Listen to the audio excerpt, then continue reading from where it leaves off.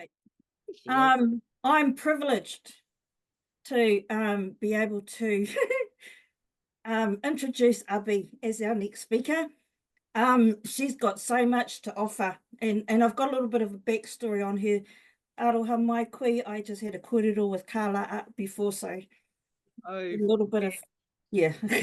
No, I'm not going to use it all. But Ubby is a valued member of our Cluster 21.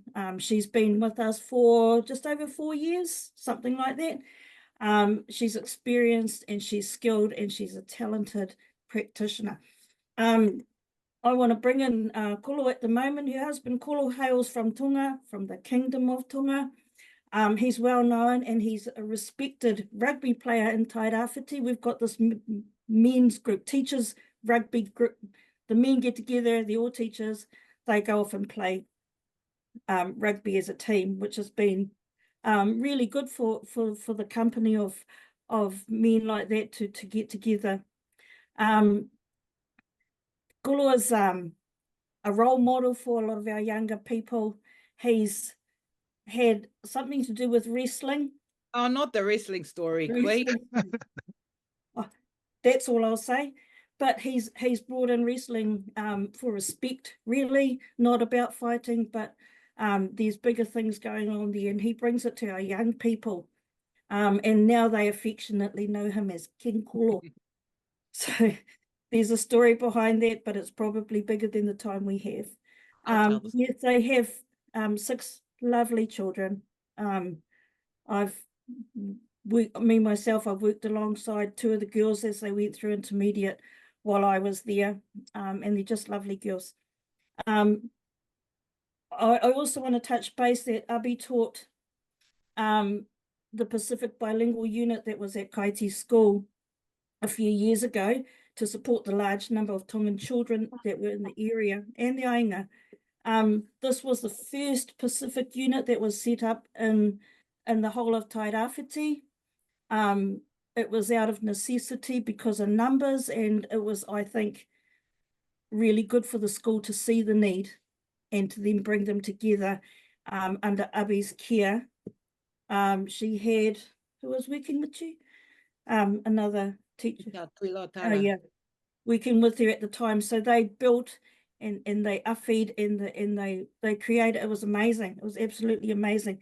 And it must have been really important because they had Dr. Raiseli Siilata also supporting them in her role. So we had the big wigs coming from up north coming down to support the making of this unit, and it was absolutely brilliant. I took my hat off to her, and at that time when I was working at the intermediate, and they had, it was Tongan Day or something, and I managed to get all my kids together. We went through, it was brilliant. And I loved it, and it did inspire me with the kids that I had under my care. And then a lot of your kids ended up coming over to me, so it was a nice transition. I'm sitting there going, I saw you, I know your name. And it was really, really good. What you did was amazing, and it inspired the group that I started. So thank you for that. So it is now my pleasure to welcome Ubby and to share her journey and her wisdom. I guess today we're going to be talking about Unteach Racism. So last year, during cluster sharing, Tanya and I shared our cluster's journey looking at the action plan for Pacific education. And I guess for me, like Naima, was about taking that step back into identifying why there was a need and why I had a passion for it. And so I'm going to take you on the journey of my life and what led me to actually supporting this kaupapa, and then what we did as a cluster in order to introduce it and to start the thinking around Unteach Racism and why it's important. Okay, so bear with me. So Lorraine talked about the things that I've done in education, but for me, it's taking those steps back and acknowledging where I've come from and the things that have impacted to create, I guess, my thinking around what I do as a practitioner. So my early years, my whānau descend from the East Coast. My parents are both Ngāti Porou, but in saying that, we have more Pākehā blood in us than we do Māori blood. So on my father's side, he is a quarter Māori and 3/4 Pākehā. But because of being submersed within Tai Rāwhiti, he was always identified as Māori. And, you know, my father was white with big green eyes. My mother was the same. So my mother has Spanish blood. So she's got Pāniora blood in her. And from her side, very, very fair. I'm the youngest of 5. And so for my family, my parents, at the time when they did the urban drift, when they moved from their small village, and I say village because 400 or 500 people in the places where they were brought up, surrounded by Fono, and then they did the drift to Gisborne to seek employment. And they had 5 children. I'm the youngest of the 5. My 2 brothers both became policemen. My 2 sisters both went into education. One trained as a primary teacher, and the other one as an ECE teacher. And so, as the youngest of 5, I was actually whāngai out as a child, and I was taken by this beautiful woman here on the screen. So this is my auntie. My auntie actually had me. So her name is Maria Luyan, and she's Chamorro. So she's from Guam. She met my uncle, who was traveling around the world in a concert party. So there's a documentary that was done about him, leaving a small East Coast rural community, moving to the big smoke of Wellington, and that would have been the 60s, late 60s. And then he was selected because he could sing, play a guitar, and do a haka, to join this Polynesian troupe that traveled around the world and showed our cultures to the world. He got to Japan, where my auntie at the time was working. She worked for the US government as a translator. She spoke about 8 languages. And they met and married. And after they married, he was homesick, and he needed to come home to New Zealand, so she came with him. So she was the most beautiful, humble woman, and with very, very different values, cultural values, than I guess our Māori community in Gisborne had. And my earliest recollection of racism was someone calling her a Ching Chong Chinaman and her crying. And I said to her, well, why are you crying? And she said, because I'm not Chinese. You know, really, really insulting. She's Chamorro. Her ancestry is Spanish and Filipino, if you go back far enough. And at the time, looking back on it years later, I understood her hurt. But at the time, I was like, oh, why are you upset? So I was really, really fortunate enough to have been given to her and let her values and her love for people and life be a part of me. And so first and foremost to her, I've got to say, she passed away in 2017, and I miss her dearly, but, you know, an amazing woman. My early years. And then, so as a 16-year-old, 16, 17, I met this guy. This is King Kolo. Yes, he is a wrestler. I'm going to jump onto that story that Lorraine was telling. So my husband a few years ago was approached by, he liked the gym. He's very healthy and fit. And so he liked the gym. And he had some friends who approached him and said, we're doing a program. We're doing it through a church here called the House of Breakthrough. And what we're going to do is we're going to do a wrestling competition. We're going to bring people in. They're going to do wrestling and all staged, but it was absolutely amazing. And it was about fighting against domestic violence and giving our youth something to look forward to. And so he was involved in that. I think they did maybe 3 or 4 shows, but the impact of that on these little boys was huge, because it was like, there's King Kolo. So he became an overnight celebrity for 7-year-old boys. But it was about the message that they gave, and it was about that strength of who you are and knowing who you are and where you came from. And so a lot of our young Tongan men got involved in it because, you know, first and foremost, we give our thanks and praise to God for everything that we do. And coming from that really strong religious background was really, really important to my husband to always, first and foremost, give to God.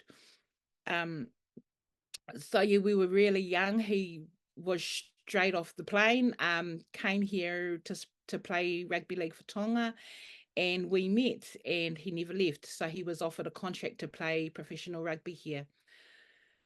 When I look at our life, my life could have been drastically different if I hadn't met a guy like him. So his Pacific values, or his Tongan values, the Tongan way, dictated that family first and foremost, and God were what I guess ruled everything. The drive and the passion. Education's always been very, very important to him. And also, I guess, the sense of responsibility and doing everything with a laugh. Um, Always being cheeky and being able to communicate with others. And so from there, we started populating Gisborne with our whānau. So these are my children. So in the middle, Bianca, she is now 33. She's also a teacher, so she works for Te Pukenga, and she administers scholarships and for Māori and Pacific students. So that's her passion, was to always give back to the Māori and Pacific communities. Our next two daughters, Faenza is in Auckland. She's studying health science up in Auckland, and Kiasi, she's here in Gisborne with us, and she's my just want to play sports mum. So she plays netball. So she's plays netball. She has played for Waikato and was in the development team for the Waikato team. And then my three youngest, so my two boys, my youngest son is autistic, he's special needs. My next son, so these two boys over here, and then my other daughter who's 18 is studying also.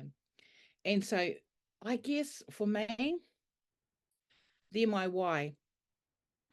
So when we looked at Unteach Racism, I guess there's 3 layers to it, and it's identifying, confronting, and dismantling. And those are the official terms that came out from the Teachers Council program around Unteach Racism. And so what we're going to be doing today, I guess, is identifying and confronting racism and exactly what racism is. So these are definitions taken straight from the Unteach Racism website. And so, you know, race is a power construct which groups of people, groups people into a hierarchy of superiority based primarily on skin color and other attributes.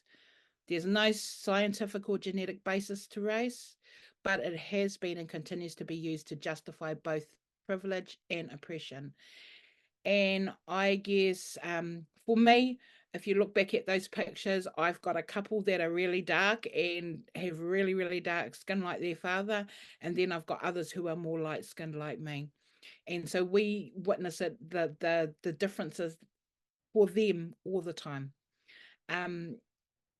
Racism is a system which creates and or sustains racial inequities through a collection of racist ideas, actions, or policies. And I guess that's what we're looking at. Are I guess from ourselves, starting from the center of who we are and identifying, I guess, biases or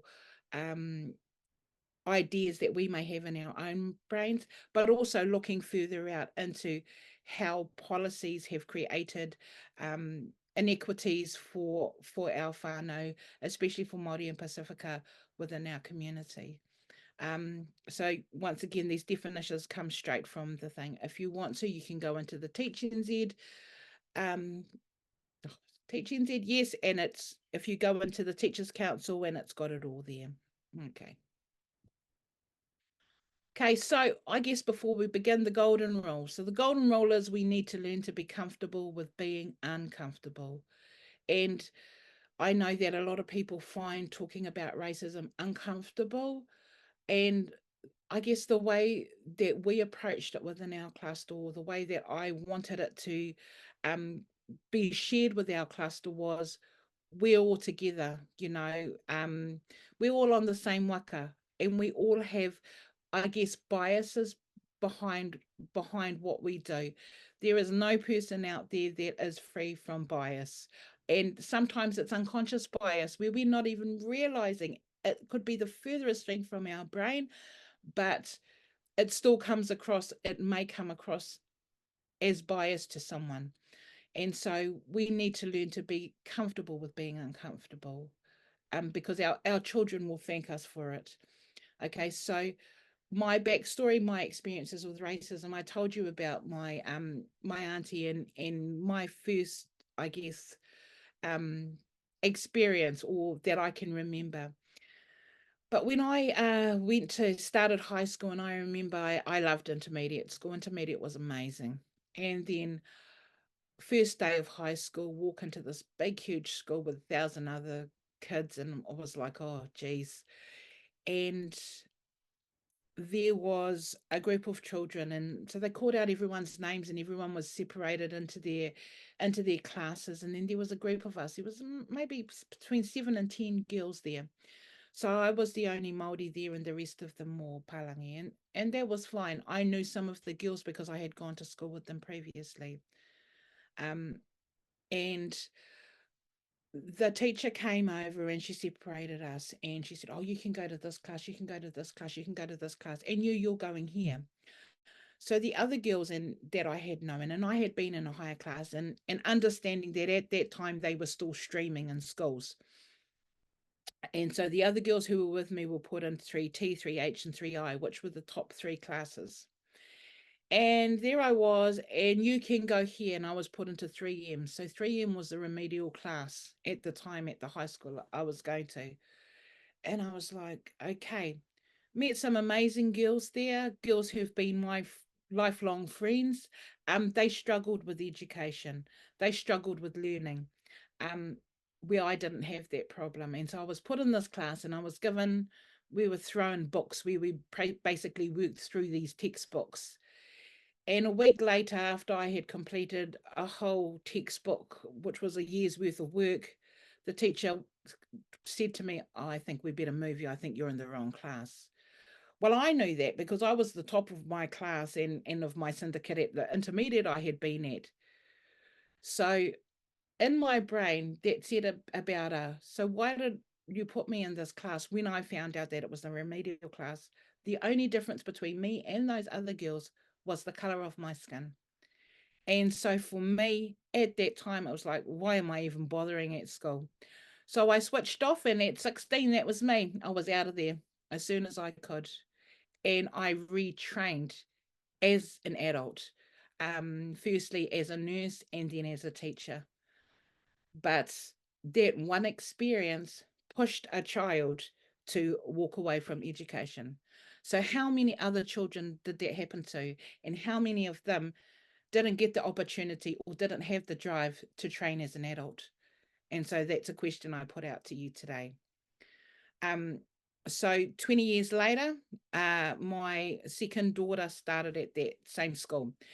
And I was like, okay, 20 years later, sweet as, everything's got to be different. I'm a teacher now. I know this is not, those things won't still be happening. So my daughter started at the school. She went in, and at the end of the first term, she came home a little bit upset. Now, my daughter's a very intelligent girl. She was the top of her English class. Because she has an island name, she was given a mentor to support her with her English from the school. And they said to her, oh, because you're going to need some extra support. Top of her class, didn't bother to find that. All they saw was her name. And so they assigned her a mentor, a year 6 girl who was an ESOL learner who had moved from Tonga, but she's going to support you with your English. My daughter was like, Mum. So I went into the school, had a meeting with them, and my daughter chose to leave that school. So for me, 20 years later, you know, that I guess outlook hadn't changed. And so I thought to myself, what's going on here? So a year later, I applied to RTLB to get a job. The lead school is the same school that I'm talking about. And I spoke to the then principal, and we had a really, really great conversation about how things need to change. And that's my why I became an RTLB, because I think our kids deserve change. I think they deserve more than what they've actually been given. And so I'm thankful that I work with amazing people, that we have a cluster manager, kai whakahaere, who are willing to support us when we're wanting to get comfortable with being uncomfortable. And so today, this is our journey. All right. Facts. A report has found New Zealand has one of the least equal education systems in the rich world, with Māori and Pacific children lagging behind Pākehā. And this is not something that we don't know. But we like to reference what we do, so there's a reference down there for you. So the key documents that I guess we were focusing on was the APE, so Key Shift 2, so confronting systemic racism and discrimination in education. Because we know that if those things happen, it can create some real barriers to people actually leading fulfilling lives and being able to secure employment that's going to be able to pay for their life.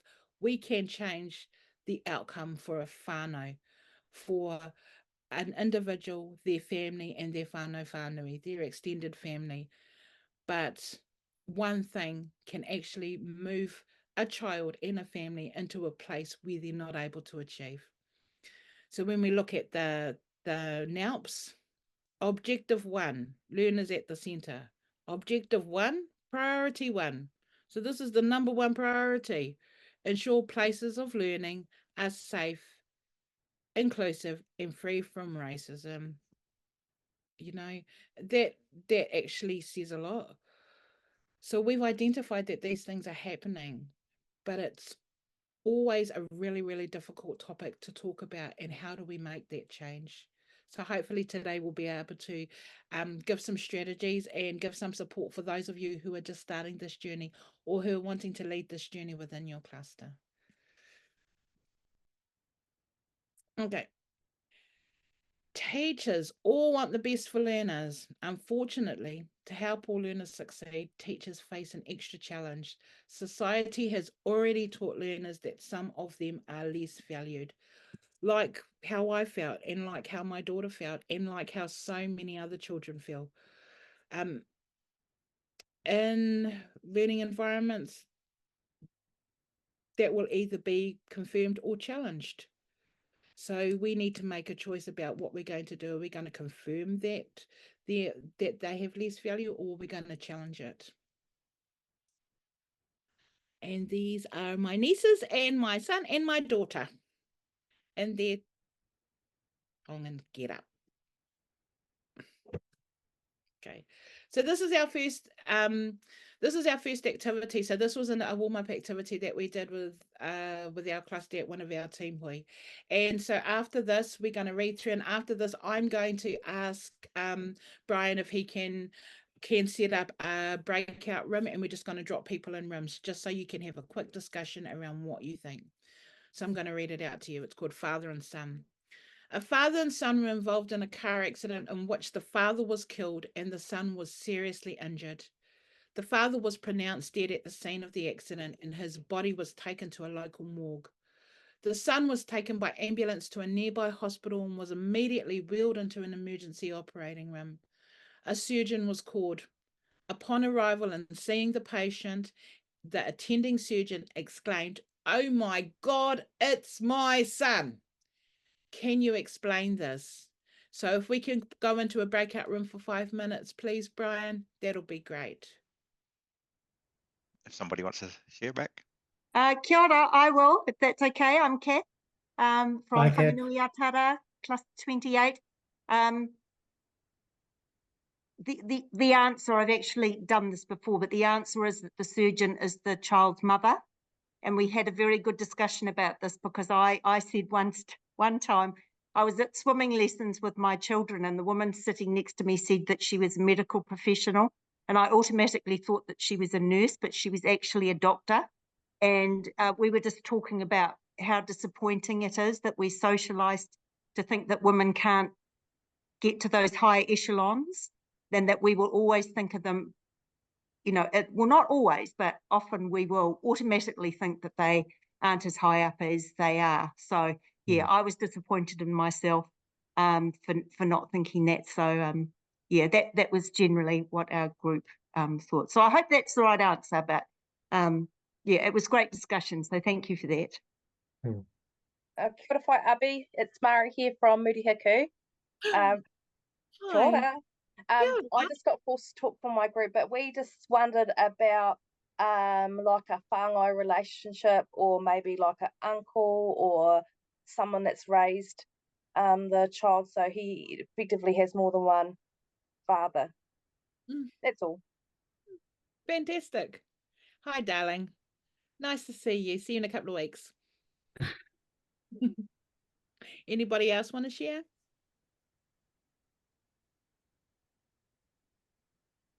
Okay, so there actually wasn't any right or wrong answer, but when we think about surgeon, once again, we always consider, like our lovely lady has already said, that those professions would be male-dominated professions. And so we have these really strong gender stereotypes in our heads around what the role of the female is and what the role of the male is. And I guess when we did this within our cluster, we had one great guy. I was just sharing with these guys here.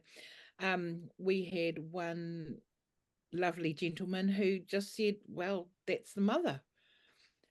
I thought that he had two fathers also. So there's lots and lots of variations. These are not right or wrong. There are no right or wrong to these answers, but it just gets you thinking about how we perceive people and their roles. And I guess that was the point of that activity. I'm just going to share again quickly so we can carry on. Right. So this video is around bias, and I'm hoping that it plays. If it doesn't, it's in the links. You can watch it again later. So this wonderful lady in this TED talk talks about her own bias towards gender, and as a woman and a high-powered woman, how she didn't even realize that she is biased against her own gender. So let's see if it plays, eh? Give me a thumbs up if it plays. Please. I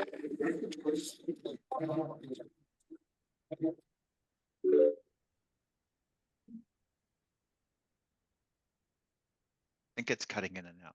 Okay, so let me just get this out there. I have a bias against women leaders. No one could be more surprised about this than me. I'm a woman leader. And on top, I even work in human resources, which means it's kind of my job to be unbiased.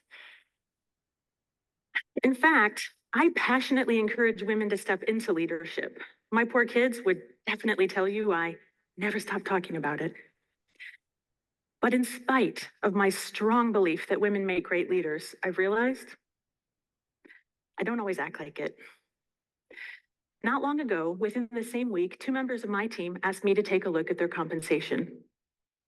My first reaction to the man's request was something like, yeah, I'll look into it. My first reaction to the woman's request was something like, I'm pretty sure you're good. A day or so later, I'm sitting at my desk, hard at work, and I somehow connected what, up until then, I'd seen as 2 separate events. I'd had 2 very different reactions to basically the same request, and I thought, what's up with that? Might I be biased and not even know it?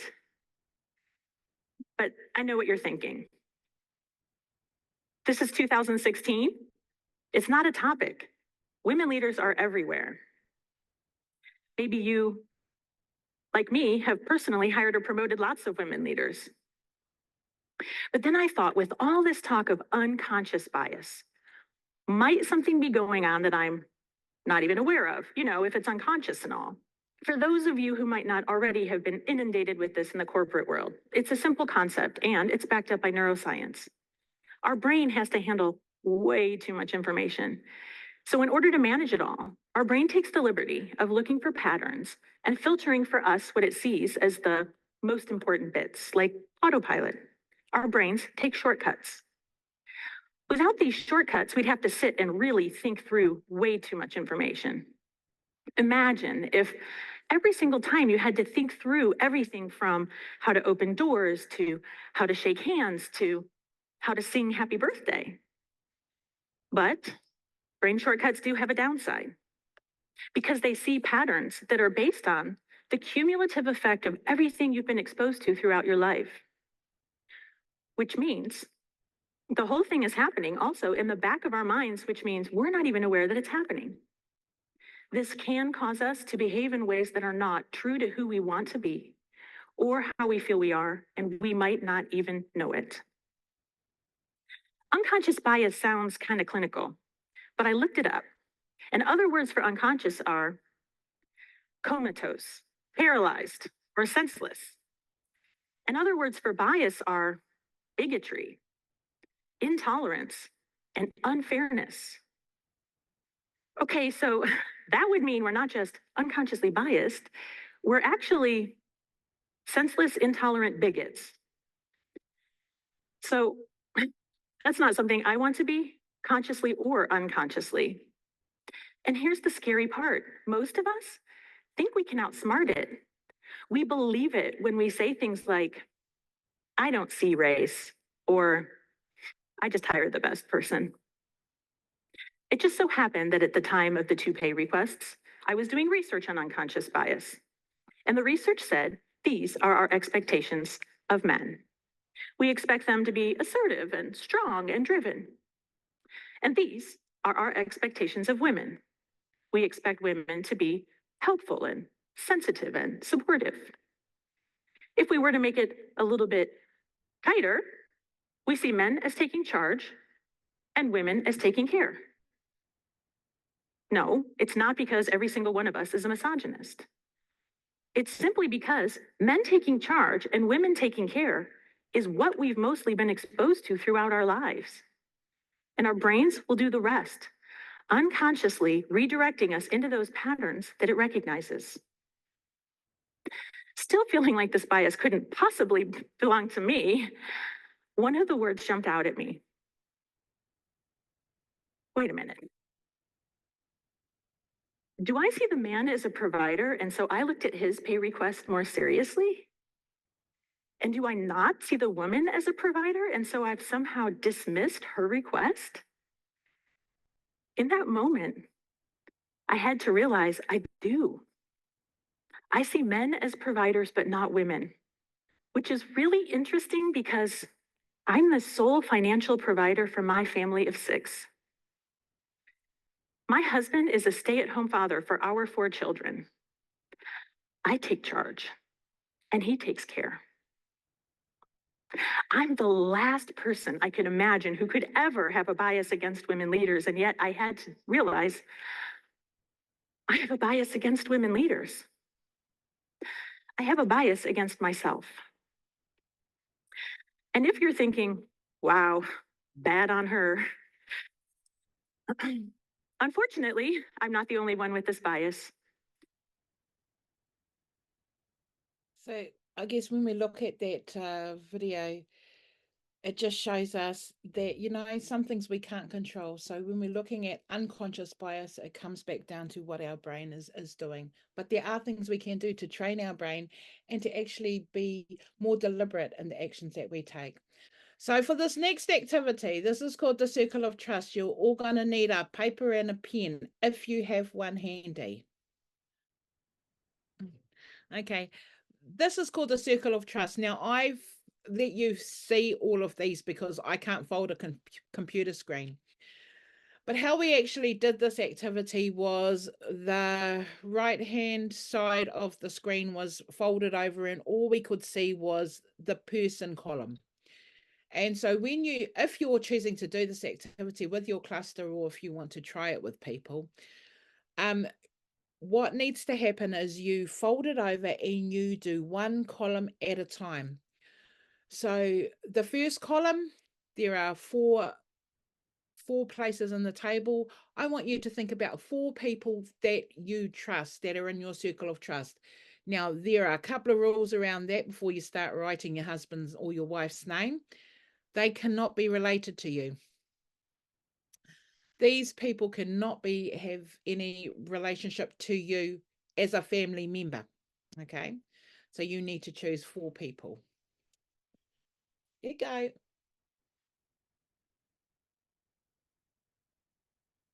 All right, you must have 4 names written by now.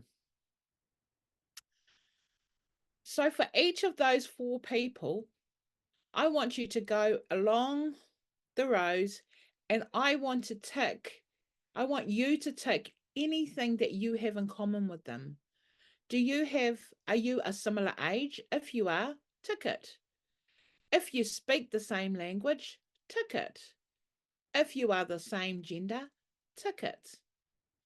And I want you to do that for each of those 4 people.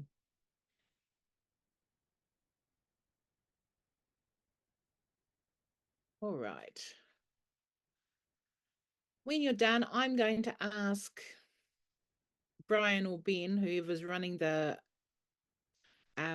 breakout rooms, can you drop everyone or give them all an invite to go into a breakout room, please?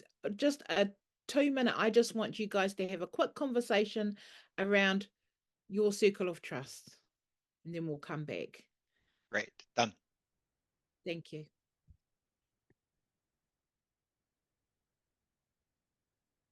Okay, so I guess we had a discussion, those of us that weren't in the breakout rooms with you, around the purpose of this. And I guess the circle of trust is around who are the people that we trust. And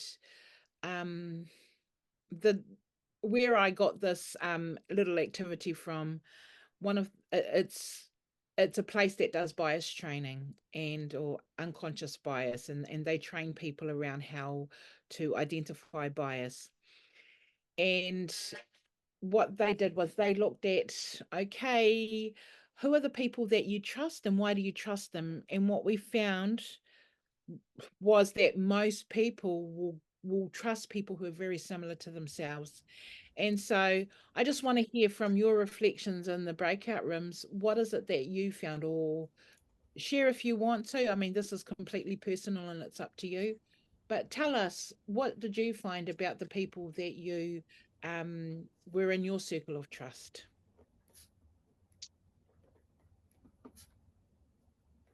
Any takers? Ubby, if you just stop sharing, and then if anybody talks, I can find them. Kia ora, ko Michelle Tukuiwa. In our breakout space, we had a variety of people that we had on our sheets. But one thing that I have identified through my leadership is when employing people, it's really important to be thinking about or being aware of our bias, because you can very easily appoint very similar people or the same people to you. And it's really important with EEO policies now that boards are aware of this too. Nice, thank you for sharing. Yeah, no problem. Anybody else to share? Yes, please. Sue Crawshaw speaking. I'm just talking about when I did this earlier, and it was about a year ago, and I just started with RTLB. And I can remember my bias exactly because I was so shocked. And I was 15 ticks, so I trusted people that were more similar to me. And I can't believe it today because now I'm 8 and 8, and I'm blown out. I just feel so happy and I can't believe it. Oh, she's going to cry again. So this is our beautiful. darling. It's all right. I love your tears. They Thank you, cleanse Sarah. us. So this is Awesome. our lovely Sue, who, when we first did Unteach Racism, she came to me afterwards. And can I share, Sue? Go for it. She came to me afterwards and she was in tears, and she just looked at me and says, "What do I do to change?" And I said, you just did. You've realized, that you may have some bias, and you're taking the steps to change. And she's just amazing, just grows every day. So ka whai you. Yeah. Anybody else want to share? Kia ora, ko konite tōku ingoa. I thought it was interesting that I had older people mostly in my trusted circle. And thinking back about people that I've connected with over the years, I have a range, but yeah, I do tend to gravitate towards like motherly, fatherly figures for some reason. I don't know why. Kia ora. Kia ora. Anybody else? Yeah, we've got a few. Yeah, there's just So a few hands raised. Aroha mai, that's my puppy in the background. So I've been looking at my list, and quite a range of ethnicities, a mixture of males and females, but I think the theme that's coming through for me is the values. So I seek out people with similar values as me. So I think that's probably helped to form my list. Yeah. Kia ora.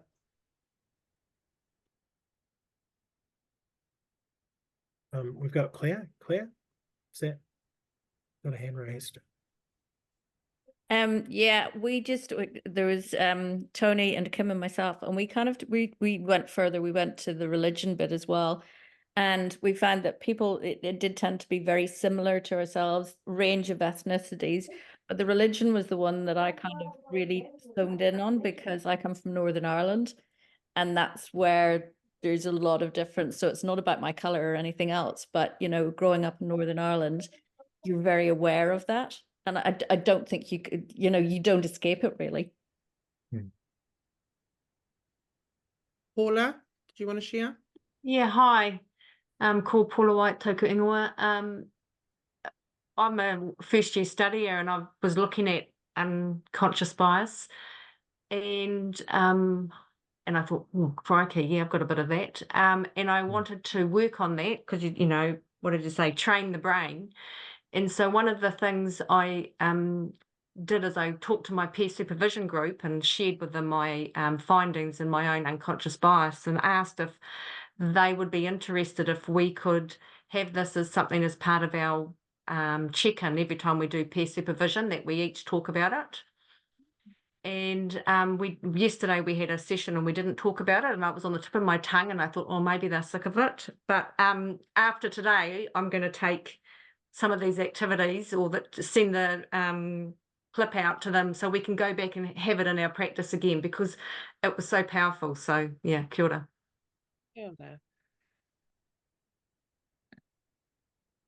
Any more hands up? Ka pai. I want to respond to Claire, because one of the things she said was that religion was huge for her. So like with as is the Pacific Way, my husband, he has a really strong faith base. And I remember when he first came to Gisborne, and in Gisborne, our Methodist community for our Pacifica community is quite strong. And so every time he met people, the first thing they'd say was, oh, you go to that church. Oh, there your church is doing something. And people would like jump back and be in shock when he'd say, well, actually, I'm Catholic. So, there's a lot of time there's an assumption that people, especially in our area, are Methodist, or they're Wesleyan Methodist. Whereas now with our growing Tongan community, especially, we have 8 different church groups within this area, and that are purely Tongan. And so I'm like, yeah, so I understand where you're coming from when it comes to that faith base. Yeah, it's very interesting that people have a tendency of identifying you according to your race and the church that they assume that you go to. Okay, I'm just going to reshare.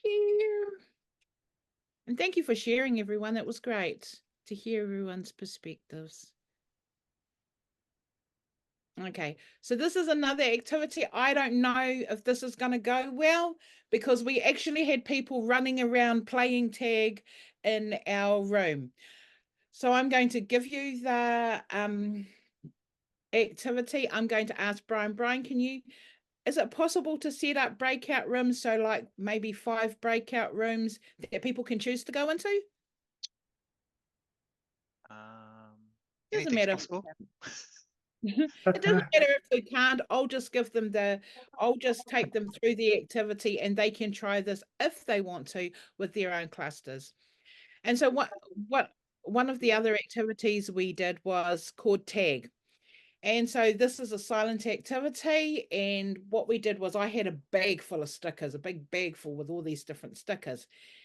And we just shared the stickers around and I said to everyone, right, you need to choose 3 stickers and you need to put them between your shoulders and your hips.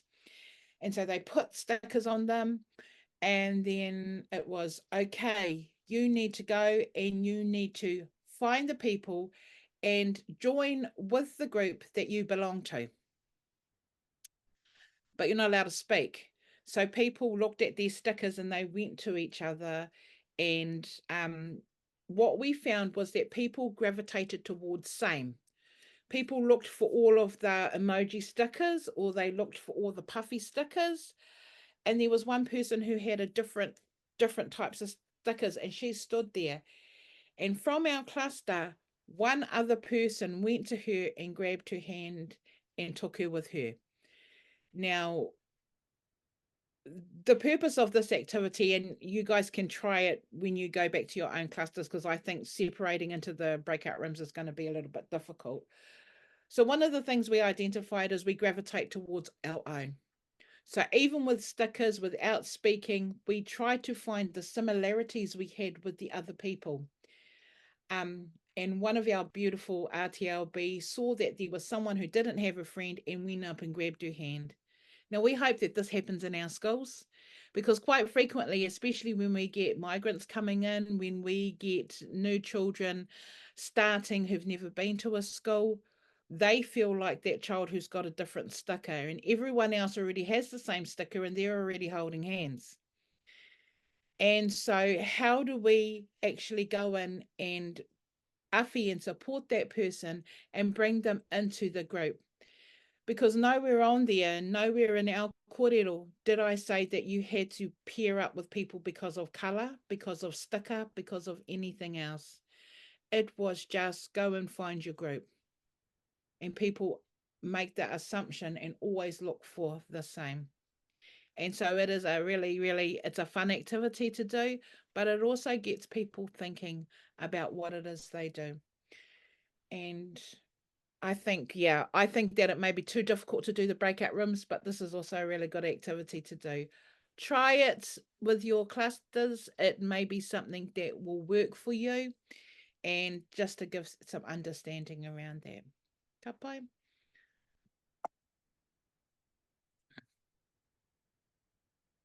Okay. We didn't choose our room. We didn't think. Okay. So what now? I guess some of you have already identified that you have bias. I know I have a lot. A bit of a backstory. I've just come back from Tonga. We've been in Tonga. We got back on Sunday. My father-in-law passed away, and I had to sit back and take some deep breaths while we were there because I realized that my own biases were kicking in around how I expected things to be. Especially we went back to our house into the village and it was a very traditional Tongan butu. And my husband is the oldest son and he was tapu and he was telling people what to do. And I'm used to telling him what to do. So it was quite shocking for me seeing that. And I guess for me, it was stepping back and realizing, well, this is something that I need to accept and go with. And I need to not put my own, I guess, gender biases or my beliefs, who I am, onto what was happening there, because that wasn't my place. He had a job to do and he had a role to play within that time, and my job was to support him.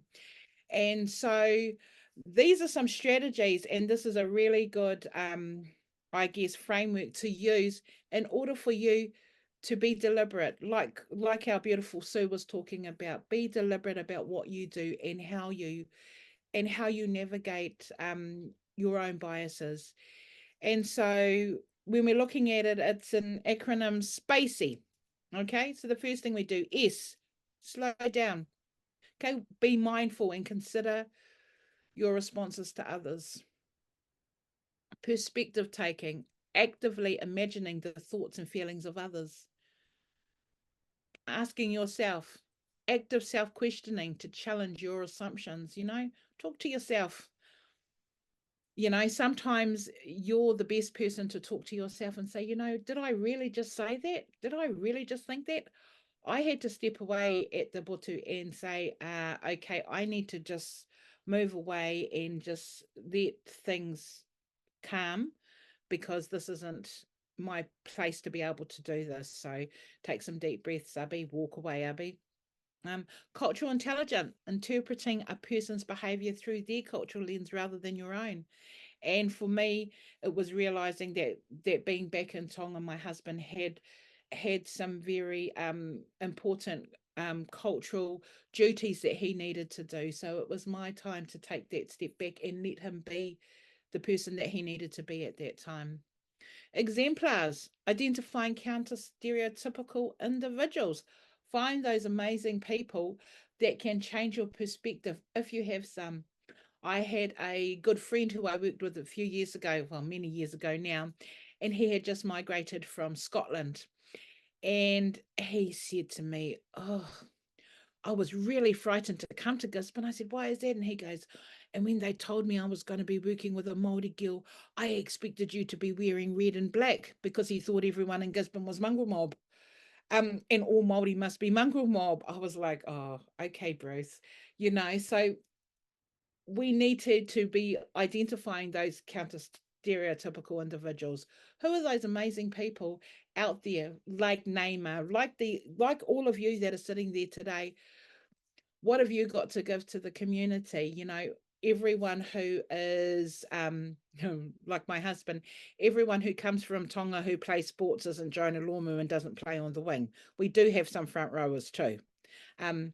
When my husband first came to New Zealand to play rugby, he was a league player, so he played as a hooker, which is front row.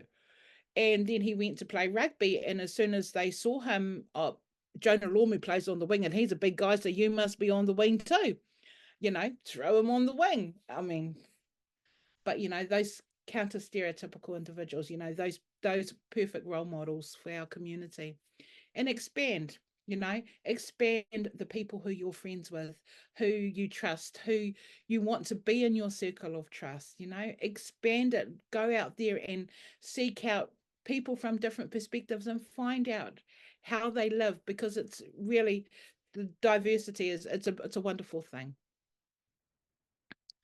So once again, we identify today what racism and what race is. We identified things that could come up within our mahi, within our own lives. And we've confronted it by looking at activities and strategies that we can use within our own clusters.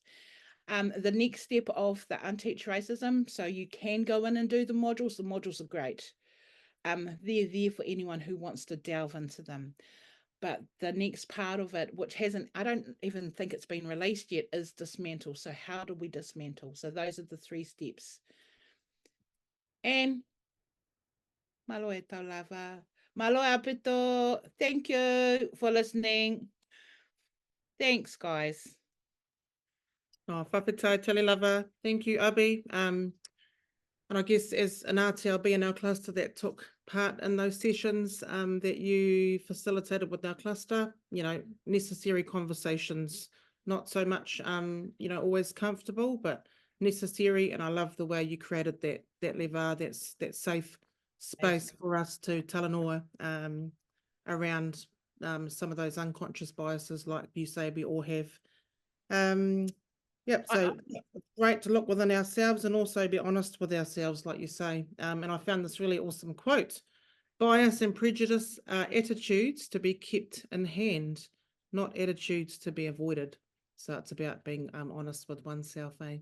So I'm just going to see if there's any questions in the chat. Just one more thing about our journey. So our journey didn't end there, eh? So that was one session. We did unconscious bias for one of our sessions. We did an introductory session, which was a quick one. Then we did the unconscious bias, but we also did some activities around how we use our Pacifica values in order to, I guess, unteach racism.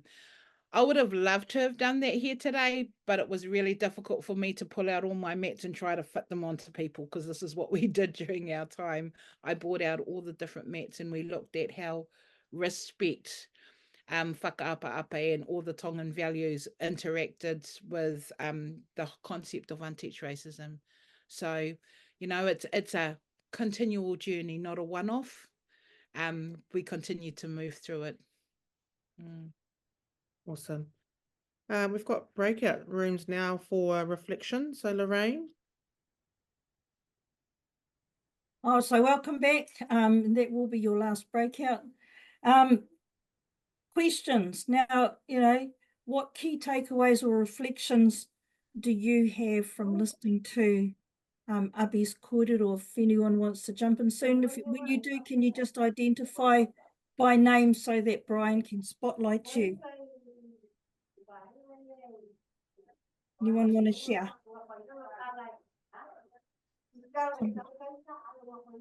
Someone's sharing already. Yeah. Oh, kia ora, Stacey Taylor here. Yeah,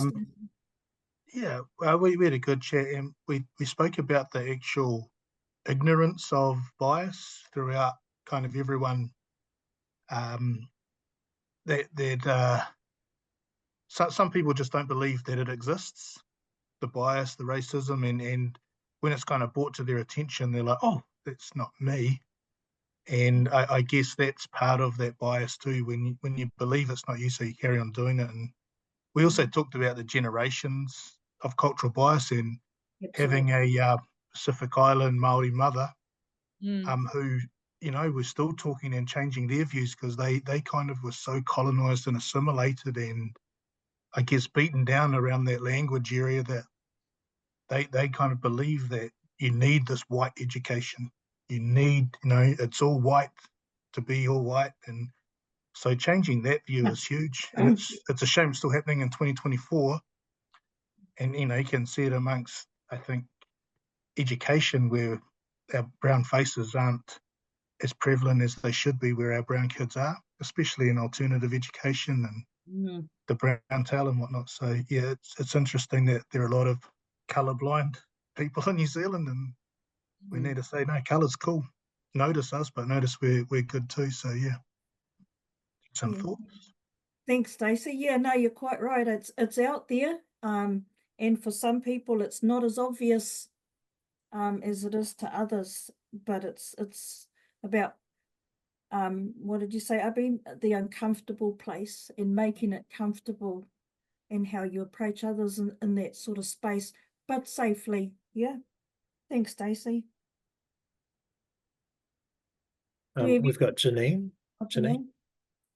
Hi, Kia ora Janine. koutou. I just wanted to ngā mihi, Ubby, because I really liked the sort of neuroscience lens that you put on that as well, Ubby, which also makes it a safer space to talk about. I know that at our cluster 3, we've been having a few discussions lately and things like, you know, going a bit further into things like Pākehā privilege can be really unsettling for people to talk about. But if you can give like a scientific basis to it and explain that it's the way that our brains are set up to deal with it, and that we just have to make sure that we interrogate ourselves so that we can stay as neutral as possible, then I think it's a more acceptable topic for people to talk about. So yeah. I think straight away, people there is a wall that comes up when they hear the term racism. And what I found is that people of color actually found it more difficult and more confronting. So, you know, I had people approaching me to say that they were really uncomfortable because they were frightened that their peers would feel threatened. And so the way that we did this was in a way that was non-confrontational. It was about everyone identifying for themselves first and foremost, you know, do I have bias? And, you know, being authentic and putting ourselves out there and saying, you know, the first thing I say is, man, I can be so biased. It put everyone at ease. It's not, quite frequently we have these conversations which are centered around the treaty, and we know that there's a lot of inequities out there. But as a Māori woman with a Pacifica lens on everything that I do, I was coming from a place of, we're just about wanting change. It's not about you're wrong, I'm right. It's about how do we work together to make that change. And so that's how we moved it along. And this was the first and second part of a series of workshops that we've done within our team thing. So we didn't end it there, and it's a constant journey. But the change that we see in our colleagues is amazing because of it. And it has changed how they look at themselves and how they practice. So yeah, kia ora. Well, thank you, Ubby. And yeah, I just agree with you about the fact that sometimes it is uncomfortable when you're Māori or Pacifica to bring up these topics, because you have a fear that your Pākehā colleagues might think you have an agenda or something, but actually what you're doing is trying to raise issues that support you know, your children at the centre. It's about trying to make sure that they have the best deal, and so the more that we can look at these issues, the better for the kids. So thank you. Thanks, Jane. I think we'll have one more. Tony. We've got Tony. Kia ora whānau. Yeah, Tony Pekawaho, North Cluster 19. So just over, through the gorge, not far from 21. So kia ora whānau. I guess in terms of when I listened to your kōrero about biases, I guess there was a paper I did on narrative therapy through Waikato University, and we talked a lot about biases, but mostly about social discourses and gender discourses. And I guess a big takeaway from that particular course and how it relates to our mahi is that our narratives are only kind of half ours. So yeah, so all our stories of how all our beliefs and values actually don't really come from us as individuals. Yeah, they're actually sort of passed on, associated through multiple layers of social interactions, both verbal and non-verbal, who we engage with, who we choose to engage with. And I guess while we kind of choose to go towards those ones we kind of feel like communities, I guess the psychology around that is really about safety. That's pretty, I think in a nutshell, is really about that psychological safety, about feeling safe.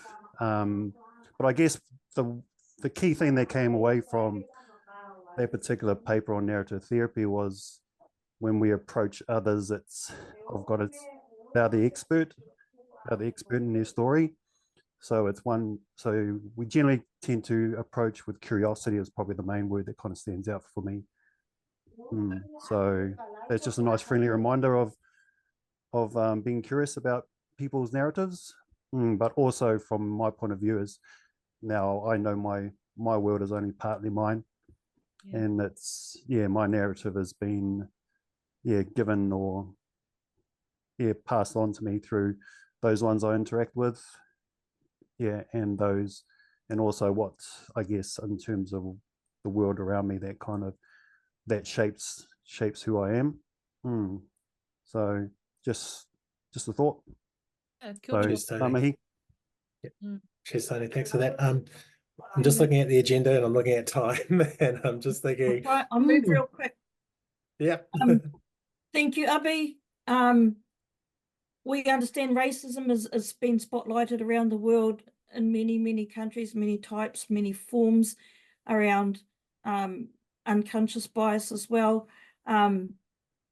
We asked the question to everybody, what does that look like around you? Not so much in our mahi, in our clusters, but around you, because this sort of stuff starts from your immediate space. I'll cut it short there, but you know that I respect everything you've said. And we'll catch up after about that. Ka pai. Thank you, Ubby, for it all.